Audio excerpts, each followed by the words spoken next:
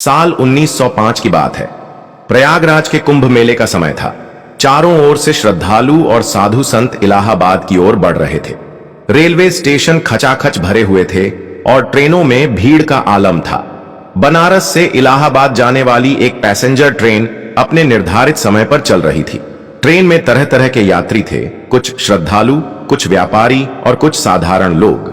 तीसरे डिब्बे के कोने में एक नागा साधु बैठे थे। वह सिर पर जटाए बांधे, शरीर पर भस्म लगाए और शांत मुद्रा में बैठे थे। उनका एक छोटा सा झोला और कमंडल उनके पास रखा था। उनकी आंखें बंद थीं, जैसे वे ध्यान में हो। जब ट्रेन एक छोटे स्टेशन पर रुकी तो गार्ड और टिकट कलेक्टर डिब्बों का निरीक्षण करने आए। टिकट कलेक्टर ने साधु को देखकर कहा, बाबा, आपका टिकट नागा। साधु ने धीरे से आंखें खोली और कहा, मुझे यहां से कुंभ जाना है। टिकट कलेक्टर ने कड़क आवाज में कहा, यहां बिना टिकट यात्रा नहीं हो सकती, आपको उतरना होगा। साधु ने शांत स्वर में उत्तर दिया, यह गाड़ी मुझे मेरे स्थान तक पहुंचा देगी। यह सुनकर टिकट कलेक्टर नाराज हो गया। उसने गार्ड को बुलाया और कहा, यह बाबा बिना टिकट के यात्रा कर रहे हैं, इन्हें उतारना होगा। गार्ड ने साधु से कहा, बाबा, आप उतर जाइए, बिना टिकट के यात्रा करना नियमों के विरुद्ध है। साधु ने गहरी सांस लेते हुए कहा, जो होना है वह होकर रहेगा। लेकिन कर्मचारियों ने उनकी एक न सुनी और उन्हें जबरन ट्रेन से उतार दिया। साधु के उतरते ही गार्ड ने सीटी बजाई और ड्राइवर ने ट्रेन को आगे बढ़ाने के लिए इंजन चालू किया, लेकिन इंजन से कोई आवाज नहीं आई। ड्राइवर ने फिर कोशिश की, इंजन चुपचाप खड़ा रहा। सभी यात्री बेचैन हो गए, लोग खिड़कियों से झांकने लगे। गार्ड ने ड्राइवर से पूछा, क्या हुआ, ट्रेन क्यों नहीं चल रही? ड्राइवर ने हैरानी से कहा, इंजन में कोई खराबी नहीं है, सब कुछ ठीक है, लेकिन ट्रेन चल ही नहीं रही। टिकट कलेक्टर घबरा कर बोला, ऐसा कैसे हो सकता है? अभी तो ट्रेन ठीक थी। डिब्बों में बैठे यात्रियों ने एक दूसरे से बातें करनी शुरू कर दी। क्या हुआ, ट्रेन क्यों नहीं चल रही? सुना है गाड़ी में एक नागा साधु थे जिन्हें उतार दिया गया, शायद यह उसी का असर है। एक बुजुर्ग महिला ने कहा, नागा साधु कोई साधारण व्यक्ति नहीं होते, उनके साथ ऐसा व्यवहार करना अशुभ है। एक युवा यात्री ने हिम्मत कर टिकट कलेक्टर से कहा, साधु बाबा को वापस चढ़ाए, शायद ट्रेन फिर से चल पड़े। लेकिन टिकट कलेक्टर ने गुस्से में कहा, यह अंधविश्वास है, ट्रेन क्यों रुकेगी? किसी के उतरने से इस बीच ट्रेन के गार्ड और ड्राइवर ने इंजीनियरिंग टीम को बुलाया। उन्होंने इंजन की जांच की, लेकिन सब कुछ सही पाया। स्टेशन मास्टर तक यह खबर पहुंची। उन्होंने आकर स्थिति का जायजा लिया। उसी समय एक यात्री ने साधु को प्लेटफॉर्म के छोर पर ध्यान करते देखा। वह घबराकर गार्ड के पास गया और कहा, साधु बाबा वहीं बैठे हैं, उनसे क्षमा मांग लीजिए। आखिरकार स्टेशन मास्टर खुद साधु के पास गए और झुककर बोले, महात्मा जी, अगर हमसे कोई गलती हुई हो तो हमें क्षमा करें, कृपया ट्रेन पर वापस आ जाइए। साधु ने धीरे से आंखें खोली और कहा, मैंने तो कुछ नहीं किया, जो तुमने किया है वह तुम्हारी करनी है। अब तुम मुझे चढ़ा रहे हो तो चलो। साधु के ट्रेन पर चढ़ते ही ड्राइवर ने इंजन चालू किया और इस बार ट्रेन धीरे धीरे आगे बढ़ने लगी। यह देखकर सभी यात्री हैरान रह गए। यात्रियों ने साधु के पास जाकर क्षमा मांगी। एक महिला ने रोते हुए कहा, बाबा, हमें क्षमा कर दीजिए, हम समझ नहीं पाए कि आप कौन हैं। साधु ने शांत भाव से कहा, मैं तो केवल यात्री हूं जैसे तुम सब, लेकिन याद रखना, किसी के साथ अन्याय ना करो। हर व्यक्ति अपने कर्मों का हिसाब देता है। इलाहाबाद स्टेशन पर ट्रेन पहुंचते ही यात्रियों और कर्मचारियों ने राहत की सांस ली, लेकिन हर किसी के मन में एक सवाल था, वह नागा साधु कौन थे? क्या उन्होंने जानबूझकर ट्रेन रोकी थी या यह महज संयोग था? साधु ट्रेन से उतरकर धीरे धीरे कुंभ मेले की ओर बढ़ने लगे। उनके चारों ओर भीड़ थी, लेकिन उनकी मौजूदगी का आभामंडल इतना गहरा था कि लोग अपने आप रास्ता दे रहे थे। हर कोई उनकी ओर देख रहा था, मानो वे कोई चमत्कारिक व्यक्ति हों। स्टेशन मास्टर, टिकट कलेक्टर और गार्ड ने भीड़ में उनका पीछा किया। वे उनके पास जाकर बोले, महात्मा जी, कृपया हमें माफ कर दीजिए, हमने आपसे अनजाने में अपमानजनक व्यवहार किया, क्या आप हमें कुछ बताना चाहेंगे? साधु मुस्कुराए और बोले, मैं कौन हूं यह महत्वपूर्ण नहीं है, लेकिन यह याद रखना कि जीवन में किसी को बिना समझे दंडित न करना, ट्रेन का रुकना तुम्हारे कर्म का परिणाम था, न कि मेरी किसी शक्ति का। स्टेशन मास्टर ने झुककर कहा, महात्मा जी, क्या हमें कभी अपने कर्मों का प्रायश्चित करने का अवसर मिलेगा? साधु ने जवाब दिया, हर कर्म का हिसाब समय पर मिलता है, अगर सच्चे हृदय से प्रायश्चित करोगे तो मुक्ति संभव है। साधु कुंभ के मुख्य घाट पर पहुंचे। वहां पहले से ही नागा संप्रदाय के कई साधु जमा थे। जैसे कि वह पहुंचे, बाकी नागा साधुओं ने उनका स्वागत किया। उनमें से एक वरिष्ठ साधु ने कहा, आपने अपनी यात्रा पूरी कर ली, लेकिन आपकी आंखों में आज भी कुछ अनसुलझे प्रश्न हैं। क्या आप कुंभ के कारण आए हैं या किसी अन्य उद्देश्य से? साधु ने उत्तर दिया, इस बार कुंभ केवल स्नान का नहीं बल्कि आत्मा की शुद्धि का है। मेरे मार्ग में जो बाधा आई वह एक संकेत था। दूसरे साधु ने पूछा, कैसा संकेत?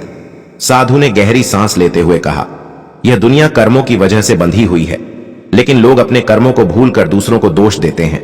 मैंने उस ट्रेन को इसलिए नहीं रोका क्योंकि मैं नाराज था। यह सब इसलिए हुआ ताकि लोग अपने भीतर झांक सके। साधु के इस कथन ने वहां मौजूद संतों और श्रद्धालुओं को विचार में डाल दिया। भीड़ बढ़ती जा रही थी। लोग साधु की एक झलक पाने के लिए उमड़ पड़े। किसी ने पूछा, महात्मा जी, क्या हमें भी हमारे कर्मों का फल मिलेगा? साधु ने मुस्कुराते हुए कहा, हर व्यक्ति अपने कर्मों का फल अवश्य पाता है, लेकिन जो समय रहते अपने कर्म सुधार ले उसे मुक्ति मिलती है। एक महिला रोते हुए बोली, बाबा, मेरे पति का स्वभाव बहुत कठोर है, क्या मैं उनकी मुक्ति के लिए कुछ कर सकती हूं? साधु ने उसे सांत्वना देते हुए कहा, तुम्हारा प्रेम और विश्वास ही उनका उद्धार करेगा। अपने कर्म को शुद्ध रखो। कुंभ का अंतिम दिन था। साधु ने घाट पर स्नान किया और कुछ क्षणों के लिए ध्यान में बैठ गए। उनका तेज इतना बढ़ गया कि लोग आंखें मिलाने की हिम्मत नहीं कर पा रहे थे। ध्यान से उठकर उन्होंने कहा, अब मेरा समय पूरा हो गया। यह कुंभ मेरे अंतिम कर्म की पूर्णता थी। यह कहने के बाद वह घाट से उठे और धीरे धीरे भीड़ में गायब हो गए। लोगों ने उन्हें ढूंढने की कोशिश की, लेकिन उनका कोई पता नहीं चला। उस घटना के बाद उस ट्रेन के यात्रियों और कर्मचारियों ने अपने अपने जीवन में बदलाव किए। स्टेशन मास्टर ने रेलवे में कर्मचारियों के साथ न्यायपूर्ण व्यवहार करने का प्रण लिया। टिकट कलेक्टर ने हर जरूरतमंद को मदद दे देने की कसम खाई। गार्ड ने कहा, अब मैं किसी को बिना वजह नहीं रोकूंगा। हर व्यक्ति के पीछे एक कहानी होती है। लोगों ने साधु के उपदेशों को अपने जीवन में अपनाया। कुंभ मेले के बाद ट्रेन के कर्मचारियों, विशेष रूप से स्टेशन मास्टर, गार्ड और टिकट कलेक्टर के दिल में अजीब सी बेचैनी थी। साधु के शब्द उनकी आत्मा को झकझोर गए थे। वह शांत लेकिन गहरी आवाज वक्त उनके कानों में गूंजती रहती। हर कर्म का हिसाब समय पर मिलता है। टिकट कलेक्टर रघु ने अपनी पत्नी से कहा, क्या हमने सही किया? साधु को ट्रेन से उतारकर हमने बड़ा पाप किया। अब हर रात उनकी आंखें मुझे डराती हैं। उसकी पत्नी ने समझाते हुए कहा, अगर तुम्हें सच में लगता है कि तुमने गलती की है तो क्षमा मांगने के लिए पुनः प्रयागराज जाओ। इसी तरह गार्ड, जो सबसे ज्यादा कठोर था, अपने बेटे से बोला, बेटा, मैं पिछले हफ्ते से सो नहीं पा रहा हूं। मुझे लगता है कि मेरी वजह से कुछ गलत हुआ। मैं अपने कर्म सुधारना चाहता हूं। अगले महीने ट्रेन के सभी कर्मचारी एक साथ प्रयागराज लौटने का निर्णय लेते हैं। स्टेशन मास्टर ने सभी से कहा, हमें साधु बाबा को ढूंढना होगा। शायद उनके आशीर्वाद से हमारी आत्मा का भार कम हो सके।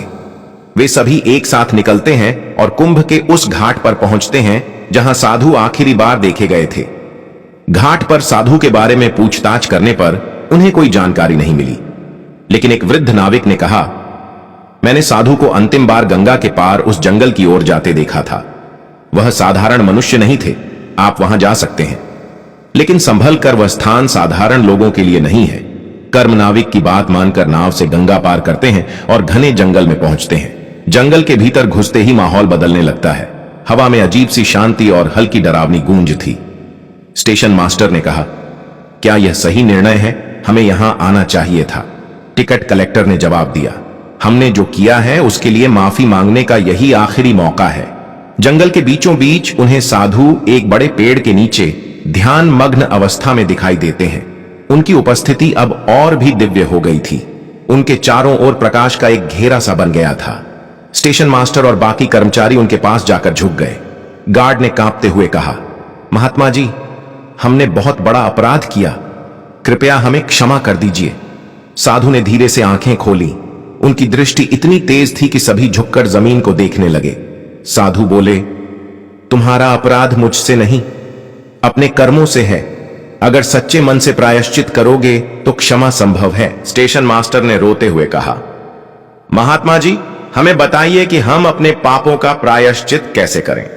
साधु ने कहा, गंगा सब पाप धो देती है, लेकिन सच्चा प्रायश्चित अपने कर्मों को बदलने में है। दूसरों के प्रति दयालु बनो, हर व्यक्ति को उसकी आवश्यकता के अनुसार सहायता दो, यही तुम्हारे प्रायश्चित का मार्ग है।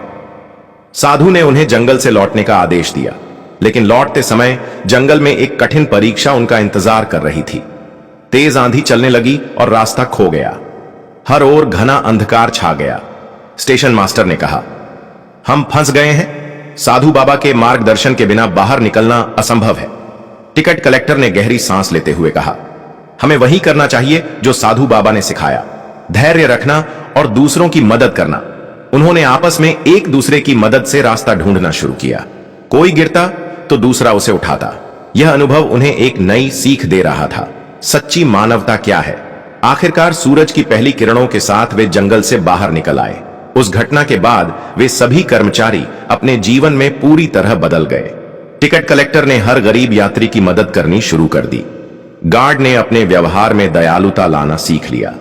स्टेशन मास्टर ने हर यात्री को समान समझकर आदर देना शुरू किया। कुछ वर्षों बाद जब वे सभी प्रयागराज स्टेशन पर दोबारा मिले तो उन्होंने देखा कि स्टेशन के पास एक नया मंदिर बन चुका था। स्थानीय लोगों ने बताया कि यह मंदिर उसी नागा साधु की स्मृति में बनाया गया है। वे सभी मंदिर में जाकर साधु के चरणों में झुके और महसूस किया कि उनकी आत्मा अब हल्की हो गई है। यह कहानी केवल कर्म और प्रायश्चित की नहीं थी, यह जीवन को बदलने और दूसरों के प्रति संवेदनशीलता रखने का संदेश थी। उन साधु का नाम या पहचान भले ही रहस्य में रहे, लेकिन उनका संदेश हमेशा अमर रहेगा। कर्म से बड़ा कोई धर्म नहीं। तो दोस्तों, यह थी आज की कहानी। अगर आप भी राम भक्त हैं तो कमेंट बॉक्स में जय श्री राम अवश्य लिखें। वीडियो को लाइक, शेयर और ज्ञान की बातें चैनल को सब्सक्राइब करना ना भूले। मिलते हैं ऐसे और किसी अगली वीडियो में, तब तक के लिए धन्यवाद। नमस्कार। जय श्री राम।